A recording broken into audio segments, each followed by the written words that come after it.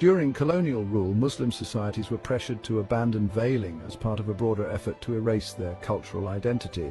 Today, in countries like France, bans on the hijab are framed as secularism, but they disproportionately target Muslim women while ignoring similar religious attire in other groups. But here's the reality. For many Muslim women, the hijab is not a symbol of oppression. It's a choice, a way to express faith, identity, and empowerment. Assuming otherwise denies them the agency to make their own decisions. Why do we celebrate diversity for some groups but criticize it for others? This double standard isn't about secular values. It's about who is seen as us and who is seen as other. The truth is, whether it's a tickle, a veil, or a hijab, these practices deserve the same respect because they're all expressions of deeply held beliefs. So the next time you see a Muslim woman in a hijab, think about this. Her choice is no different from an Orthodox Jewish woman wearing a shaitel. If one deserves respect, why not the other?